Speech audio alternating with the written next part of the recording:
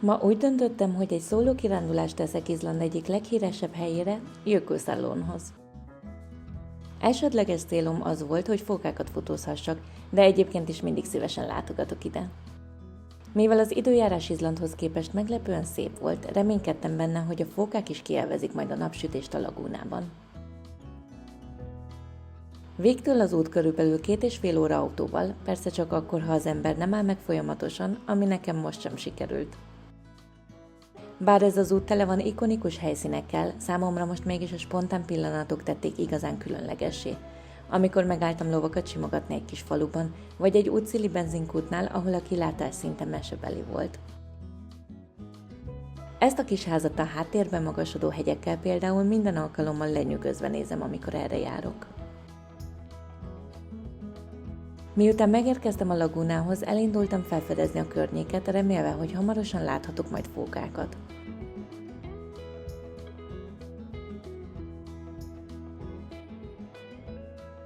Jökulsárlón Izland egyik legismertebb természeti csodája, és egyben az ország legmélyebb tava, amely helyenként több mint 280 méter mély. A közeli gleccserből leszakadó hatalmas jégtömbök lassan sodródnak a lagúnában az Atlanti-óceán felé, folyamatosan változó, lenyűgöző látványt teremtve. A jég, a víz és a környező táj együtt teszi ezt a helyet Izland egyik legkülönlegesebb látványosságává. Hosszú órákat töltöttem a lagúnánál a fürdőző fókákra várva, de egyáltalán nem bántam. Ez Izland egyik legkedvesebb helye számomra, és közben legalább madarakat is fotózhattam. Ahogy az idő egyre szelesebbé vált, és a hőmérséklet is csökkent, miután a nap eltűnt a felhők mögött, vettem magamnak valami harapnivalót, és az autóban ebédeltem meg.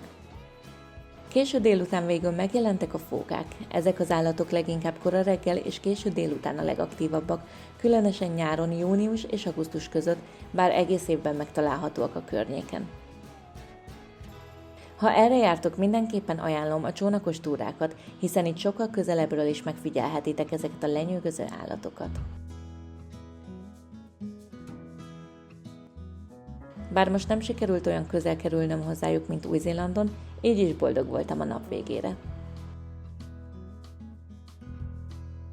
Izland azoknak való, akik igazán értékelik a természet erejét és szépségét, a hatalmas vízeséseket, gleccsereket, fekete homokos partokat és a folyamatosan változó vad tájakat. Nem véletlenül nevezik a tűz és jég országának, hiszen kevés hely létezik a világon, ahol ennyire különleges módon találkozik a nyers természeti erő és a lenyűgöző szépség.